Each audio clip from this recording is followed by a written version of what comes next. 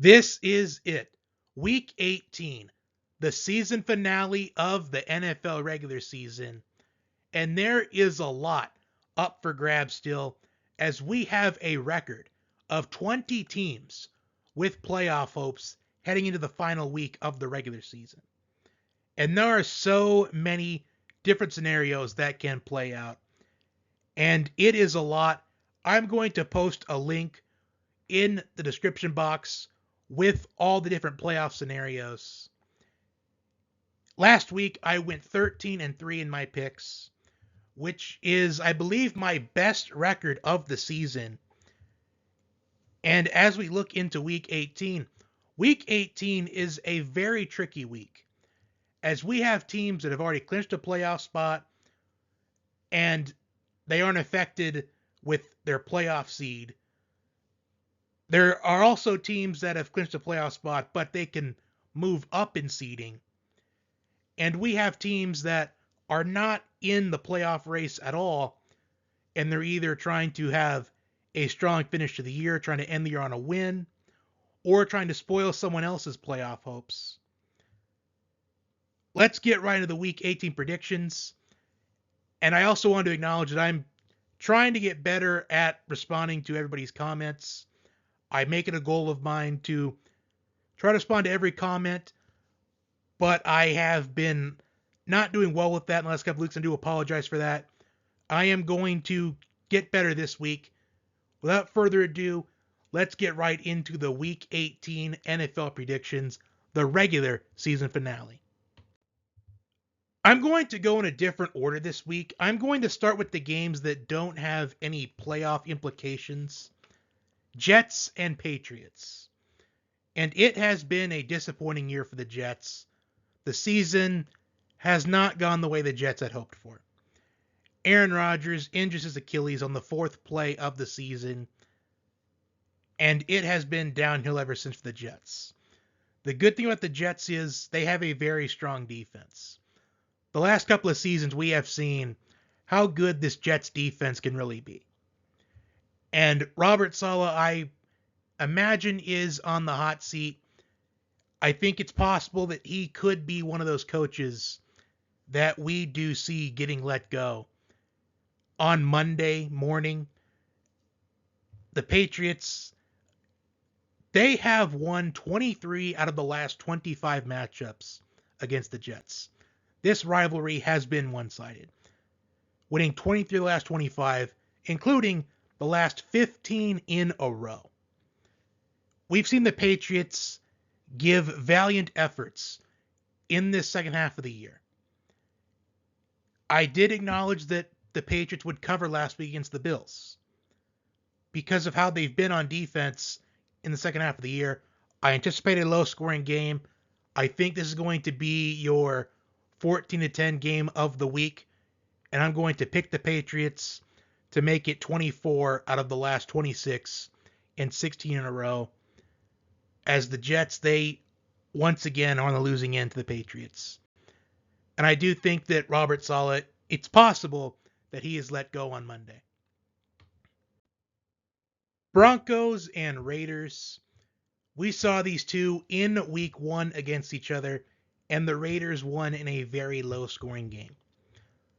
The Broncos have turned to Jarrett Stidham as their starting quarterback to end this season, making Russell Wilson the backup quarterback for this regular season finale, and they did that last week as well. For the Raiders, will Josh Jacobs play in this final game of the season? As he has missed the last couple of games with a quad injury, and he was really unhappy with the Raiders in the offseason, not giving him the contract that he wanted. As far as things are, Josh Jacobs likely has no business playing in this game, as there is a strong chance he will not be a Raider next season. And this is an opportunity for Antonio Pierce to get one more victory, as their season ended, their playoff hopes ended, on a very controversial call against the Colts. I'm going to say this one last time, but the Raiders need to make Antonio Pierce the head coach. I get that I said before that there isn't much upside to having a defensive-minded guy as a head coach in today's NFL, but Antonio Pierce, I think, is an exception to that, as the Raiders have looked 10 times better now than what they were looking like in the beginning of the year with Josh McDaniels. And I think the Raiders, they win this matchup. The Broncos are 31st in run defense. And if Josh Jacobs indeed does not play in this game, I don't think he does. They're going to run the ball with Zamir White a lot in this game. And it's an opportunity for Zamir White to establish himself as the RB1 in Las Vegas next season, as I do anticipate Josh Jacobs will be on another team next year. Browns and Bengals. The Bengals eliminated from playoff contention with last week's loss to the Chiefs. The Browns clinched a playoff spot with a win on Thursday night against the Jets last week. And I anticipate the Browns will not be playing their starters in this game, as they're already in the playoffs. They can't move up or down the seeding.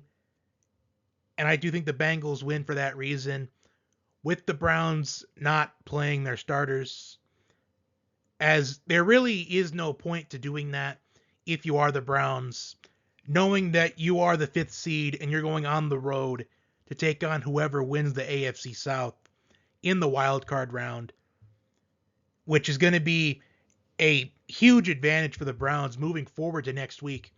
But the Bengals, as disappointing of a year it has been, despite the Bengals having their recent struggles against the Browns, I am going to pick the Bengals to win this final game of the year by them playing who they're playing and the Browns resting for the playoffs. Chiefs and Chargers. And I am picking the Chargers to win this game because the Chiefs have already clinched the 3rd seed in the AFC playoffs. And I do not think the Chiefs play their starters the entire game. I think at the most, I think the Chiefs will play their starters in the first half, because Travis Kelce needs 16 more receiving yards to have 1,000 on the year to keep up that streak of 1,000-yard seasons. Even though the Chargers have been the Chargers this season, where offensively they have not done well with Easton Stick at quarterback, the best they've looked on offense was against a very inconsistent Bills team that has not been winning pretty, and when the Raiders were playing their backups late in the game.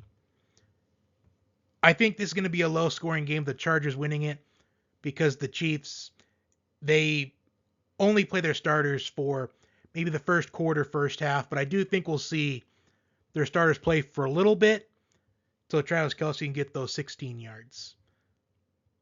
But the Chargers do enough in this game with who they have to end the season on a winning note. Rams and 49ers. The 49ers clinched the number 1 seed in the NFC playoffs with the Cardinals' upset win over the Eagles. And I'm going to pick the Rams to win this game because I don't think any starter plays for the 49ers on Sunday. Christian McCaffrey injured his calf in the matchup last week against the Commanders. And they've already said they will be sitting out Christian McCaffrey in this matchup. And I expect every other starter to be sitting out as well. Rest up for the playoffs. Well, I think the Rams starters, they play in this game from start to finish. Because the Rams, they could fall down to that final wildcard spot, that 7th seed, which means, in all likelihood, they would be going on the road against Dallas or Philadelphia. Dallas has been undefeated at home this season and on a winning streak at home. And Philadelphia is a hostile environment, especially during the playoffs. The only way that the Cowboys or Eagles don't get the 2nd seed is if they both lose and the Lions win. And I think the Rams, they are going to win this matchup, realizing that they need to stay in that 2nd wildcard spot instead of falling to the last one, as you would rather take your chances with the Lions than risk going on the road against the Cowboys or Eagles. The Steelers and the Ravens. This game is going to be the one that kicks off Week 18. The Steelers, they are still in the mix in the playoffs. But it is not a win and you're in situation for the Steelers. They still need some other things to play out. While the Ravens, they have clinched the number 1 seed in the AFC playoffs. Lamar Jackson solidified the MVP, in my opinion, with his performance last week against the Dolphins. And I think the Ravens, they will be resting all of their starters in this matchup, having that number 1 seed already, giving them a second bye week heading into the playoffs. And I think the Steelers win this matchup with the Ravens not having their starters in this game, as Mason Rudolph is going to be starting once again for the Steelers this week. And the Steelers have looked phenomenal in these last couple of weeks with Mason Rudolph at quarterback. And I think going up against the Ravens backups, I think he's going to look phenomenal once again this week. I think the Steelers, they win. And going into Sunday, they will be sitting in that final wildcard spot in the AFC, but they still need things to happen for them to get into the playoffs. But another phenomenal job by Mike Tomlin, finishing above 500. Texans and Colts. This is the primetime game on Saturday night. The winner of this game, assuming there is a winner in this game, as these two teams, they could easily tie. We've yet to see a tie this season, but better late than never. Assuming there's a winner for this game, whoever wins, they will, for the moment, lead the AFC South going into Sunday, and they wait to see how the Jaguars and Titans game plays out on Sunday. For the Texans, C.J. Stroud returned last week as he missed the previous couple of games because he was not able to clear concussion protocol, but he came back last week and he had a solid day.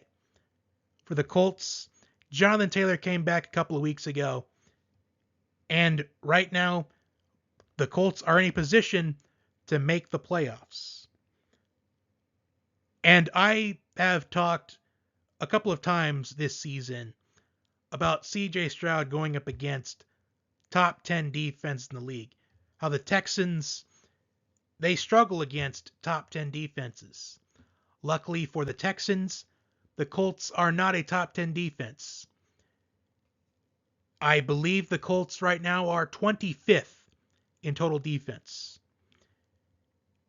And with C.J. Stroud having a solid performance under his belt last week, going into this matchup, he is back in the game. He's fully acclimated again. And I think in a very close game, in a game that I think is going to be decided by simply who has the ball last, I think the Texans win a high-scoring game. I think 30-27 is the final score of that game, with the Texans winning, and they will, going into Sunday, have the lead in the AFC South as they await to see how the Jaguars Titans game plays out. Jaguars and Titans. The Jaguars, without Trevor Lawrence last week, a dominant win over the Panthers, a 26-0 victory, and it was so frustrating for Panthers owner Dave Tepper to watch. He took it upon himself to get caught in 4K. I did talk last week, if they were going to without Trevor Lawrence in that matchup, that they would be okay if they got the running game with Travis Etienne Jr. going. And they did. 16 carries, 102 yards, and 2 touchdowns for Etienne last week. And I think the Jaguars are in a very similar situation this week. They're hopeful Trevor Lawrence will be able to play this week, but if he is not able to play, and they have to turn to C.J. Beathard again this week, I think as long as they get Travis Etienne going early and often in this game, I think they will be okay in this game. Despite the Titans being 10 times better at home this season than on the road. And I do not think the Titans even won a single game on the road this season. and Derrick Henry having a positive history against division rivals. I think even if he does, I think that the Jaguars, they still win this game with or without Trevor Lawrence. But if they're without Trevor Lawrence in this game, I think it will be a pretty low scoring game.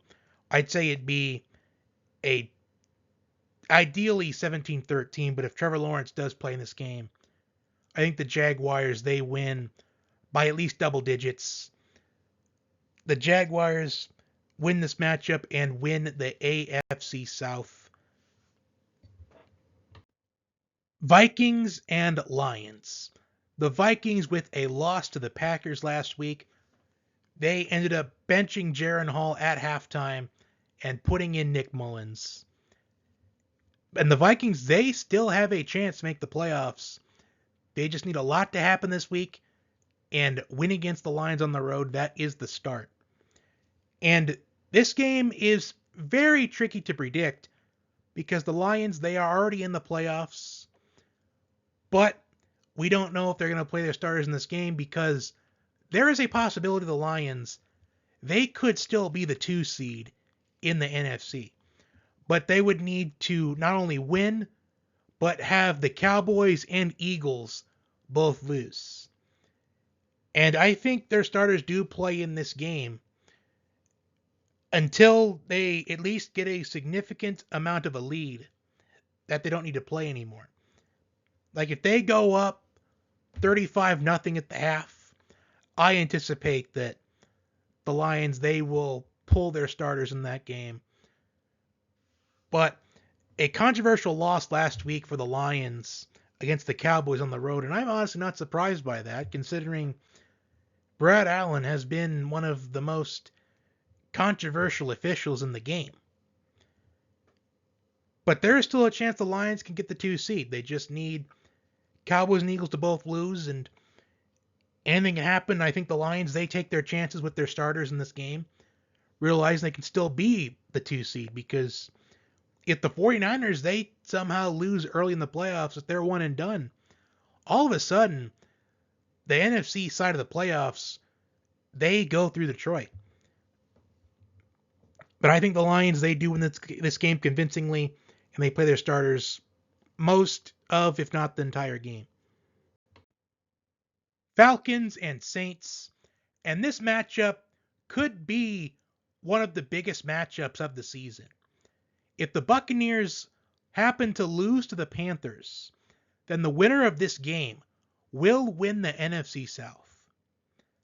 The Falcons with an abysmal performance against the Bears last week, while the Saints, an upset victory on the road against the Buccaneers, which I had called, by the way, because I had a feeling that the you-know-whos, they knew that enough people were going to be on the Buccaneers side after how the Saints played the week prior and how the Buccaneers had been playing in the weeks going into that game. And also, the NFL, they wanted to add a little bit more into the mix in the final week of the season. Because if the Buccaneers would have won against the Saints last week, this game would not have mattered, as this would have been a game that had no impact on the playoffs, but this game does. And last week, I thought the Falcons were going to win against the Bears, but I was incorrect, and it happens to me every time. Every time I start to buy into the Falcons, they look abysmal, and they make me look foolish. But I'm not going to fall for that again. Alvin Kamara did leave early in last week's game against the Buccaneers.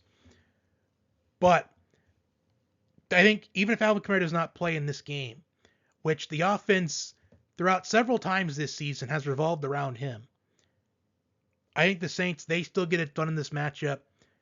And Arthur Smith, he should be let go on Monday if the Falcons indeed lose this game. Honestly, no matter what happens, I think even if the Falcons win this game, I think Arthur Smith should still be let go. But rumor has it he will be the head coach in 2024.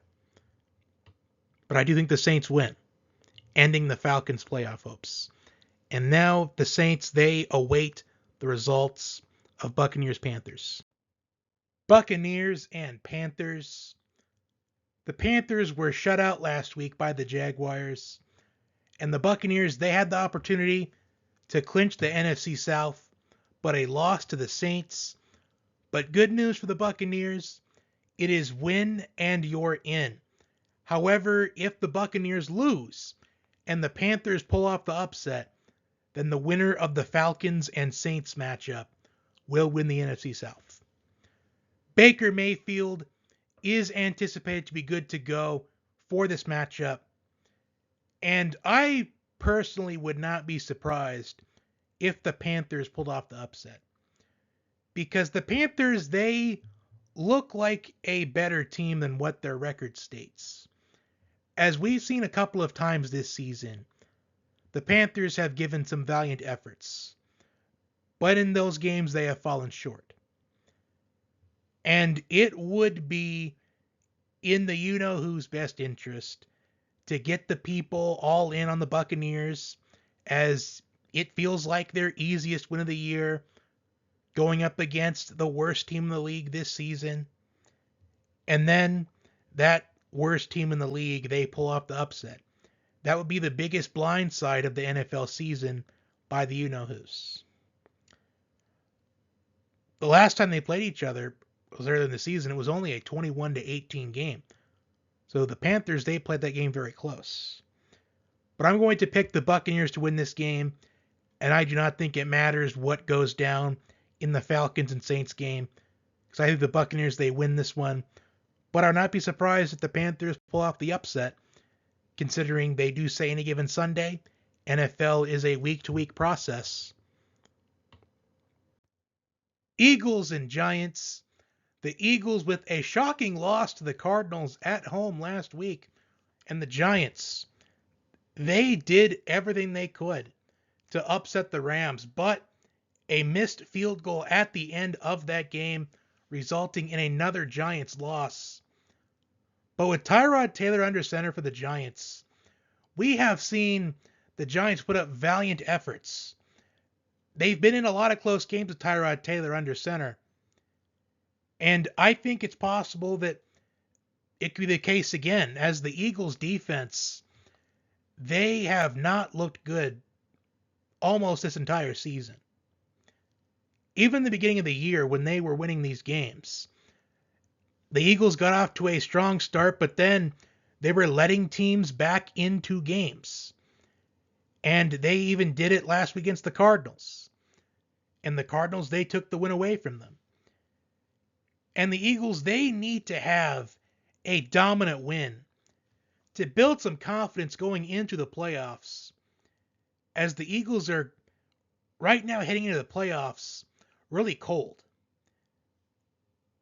And I think they win against the Giants, but the question is, do they win it convincingly enough to give them confidence going into the playoffs? As the Eagles, they look like a completely shaky team as we head closer to the playoffs. Cowboys and Commanders. I'm once again going to state I have the Eagles over the Giants, and the Eagles wait and see how this game plays out. A Cowboys win, and the Cowboys win the NFC East. But a Cowboys loss, and the Eagles win, and the Eagles win the NFC East. And I do think the Cowboys win this game, and they win the NFC East. People do like to bring up Sam Howell had a good performance against the Cowboys last year in Week 18, but that was when the Cowboys had nothing to play for. They had nothing to gain or lose by playing in that game, and he was against the Cowboys' backups the entire game.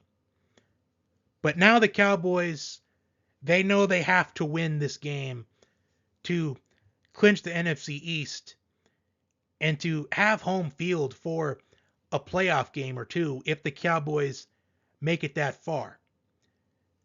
Assuming the 49ers, they are not one and done. Because getting the second seed is just as important as getting the first seed. Because the first seed loses early in the playoffs. If they go one and done, then all of a sudden you have the home field now. And I think the Cowboys, they win convincingly. As we saw these two teams play on Thanksgiving, the Cowboys were dominant from start to finish. And I think that happens again. Perhaps this is Sam Howell's final chance to prove himself as a starting quarterback in this league. But Sam Howell has been benched multiple times in recent weeks in favor of Jacoby Brissett. But the Commanders have looked much better with Jacoby Brissett under center. And I'm curious if the Commanders start Jacoby Brissett in this game to at least gain some insight if they want him as the backup quarterback for next season. Because right now the Commanders have the second pick in April's NFL draft. So they could be tempted to take Drake May potentially, assuming Caleb Williams was number 1, but we don't know anything yet. But I think the Cowboys win convincingly and win the NFC East. Seahawks and Cardinals. The Seahawks with a loss last week to the Steelers, and the Cardinals are coming off of a very emotional win, an upset win on the road against the Eagles. The Seahawks, they still have playoff hopes, but the Seahawks, they need to win this game and hope the Bears upset the Packers. But I have the Seahawks winning this game. I just feel like the Cardinals are coming off an emotional victory. Even though the Cardinals, they really don't have anything to lose here, except maybe draft positioning. I'm not exactly sure what the draft order looks like. All I know is the Bears have that first pick, and the Commanders right now are sitting with the second overall pick. I think the Seahawks, they win this matchup, and they need to wait and see how the Bears and Packers game plays out, as both defenses are not good at stopping the run. I think this game comes down to which team runs the ball the best in this game. The Cardinals, the worst run defense in the league. The Seahawks, the 30th ranked run defense in the league. This matchup is basically Kenneth Walker and Zach Charbonnet against James Conner in my mind. And I'm going to pick the Seahawks. But I think it's a very close game, and I think this game is going to be very high scoring, which I think is not a smart statement to say considering we've seen how good the Seahawks defense can be. But the Seahawks defense is very inconsistent. And if we get the bottom tier defense that Seattle presents, as one week they can look like a top defense in the league, another week they can look like a mid to bottom tier defense. But I think the Seahawks, they do enough to win this matchup, to wait and see what happens in Bears-Packers, to find out what's next for them, whether they are in or out of the playoffs. Bears and Packers, and I think this is the most underrated matchup of the week. For the Packers, win and you're in the playoffs. For the Bears, an opportunity to spoil the Packers' playoff hopes. And for Justin Fields, one final chance to prove to the Bears front office that he can be the guy, that he can be their franchise quarterback moving forward. With the Bears clinching the number 1 pick in April's draft last week, with the Panthers losing and the Cardinals winning. There's been rumors that the Bears are interested in trading Justin Fields and taking Caleb Williams with the number 1 overall pick in April's draft. But the fans, they let their voices be heard last week, saying they want Fields to be the guy moving forward. And Justin Fields has one final opportunity to prove that he can be their guy moving forward. I have talked about a couple of times how much better the Bears defense has gotten since the trade deadline acquiring Montez Sweat. And when I look at this matchup, I look at, can Aaron Jones get things going? As Aaron Jones was effective in the passing game with a receiving touchdown and 86 receiving yards in the Week 1 matchup. And that was where Jordan Love, he played a phenomenal game in the season opener with 3 touchdown passes and no interceptions, where he played clean football. But then Jordan Love went on a dry spell where he was struggling. But then he picked himself back up. And right now, he has the Packers in a win and you're in situation. I think despite the Bears having the best run defense in the league, only allowing 84 rushing yards per game, I think the Packers, they win this game behind a good performance from Jordan Love and Aaron Jones. And the Packers, they stamp their ticket to the playoffs. And depending on how Justin Fields does in this game, it could be the deciding factor if he is the Bears starting quarterback next season or somebody else's starting quarterback next season. And despite the Packers being shorthanded last week, a dominant win, and they're also building confidence off of that, I think the Packers win and advance to the playoffs. Week 18 and the regular season concludes with Sunday Night Football, Bills and Dolphins, and this game is for the AFC East. For the Bills, it is win and you're in the playoffs. But if the Bills lose, depending on what plays out going into this game, the Bills could be out of the playoffs completely. The winner of this game will be the number 2 seed in the AFC playoffs. The Bills have won 4 in a row, 5 out of their last 6. Despite being arguably inconsistent, although the Bills' losses, when you look at the score boxes, they have losses that feel similar to the Ravens. Losses that it's not they're losing terribly. They're not losing by double digits. I mean, if you look at their losses, 22-16 overtime against the Jets, 25-20 against the Jaguars, 29-25 against the Patriots, 24-18 against the Bengals on the road, 24-22 against the Broncos, and 37-34 to the Eagles in overtime. So the Bills have not had a terrible loss this season when you think of by the amount of points, but to teams you're losing to, the Jets didn't make the playoffs this season. The Patriots didn't make the playoffs this season. The Bengals didn't make the playoffs. The Broncos didn't make the playoffs. The Eagles, they have been struggling these last few weeks. But if the Bills were to win this game, they'd be on a 5-game winning streak going to the playoffs and winning 6 out of their last 7. That is a massive confidence booster. And even though in these last few weeks, not every game the Bills have won has been winning the way that they would want to win, which is a complete team victory on both sides of the ball. In week 4, these two teams faced off, and the Bills won 48-20. One of the few times this season we saw a complete team win for the Bills.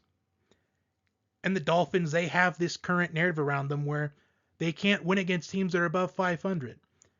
They did win against the Cowboys, but a lot of people would say that doesn't count because the Cowboys, people talk about how that's another team that can't win against teams that are above 500, even though the Cowboys have done that. Although I don't think anything about whether you can win against teams that are above 500 or not. I believe the Rams didn't win against a team that was above 500 in 2021, and they went on to win the Super Bowl. So I don't think much of it. I just think the Dolphins, they are contenders, even though what people would say about otherwise. But I do think the Bills win this game, as the Dolphins, I'm curious to see how they respond after losing 56-19 last week to the Ravens. Bradley Chubb is out for the year with an ACL injury. Xavier Howard, I believe, is questionable for this game, as is Raheem Mostert. But Devon Achane had 107 rushing yards last week against the Ravens. So I do think this game is going to be a lot closer than 48-20, but I still think the Bills are going to win this game and clinch the AFC East and the number 2 seed in the AFC playoffs. And the Bills would be going into the playoffs with a 5-game winning streak. And that is confidence building, as they've been finding ways to win games. And once you're in the playoffs, it doesn't matter if you win good or bad. As long as you win, you're moving on to the next week. And sometimes that is What you need to experience is how to win games, how to find a way to win when it looks like the odds are stacked against you. And these last few weeks, the Bills' season has been on the line. Their playoff hopes been on the line, and they have answered the challenge these last 4 weeks. I'm going to do it one more time for a fifth time. And that will do it for my Week 18 NFL predictions. Comment your predictions down below. Like, share, comment, and subscribe. Also, the College Football National Championship game is Monday night. Michigan and Washington. Look for my National Championship prediction video on Wednesday or Thursday. I anticipate it will be uploaded within the next 48 hours. Enjoy the NFL this weekend. I'm not sure if the playoff prediction video for the wild card round will be on Monday afternoon before the national championship game or on Tuesday. But either way, thank you for your support this week and throughout the entire season. Have a good one.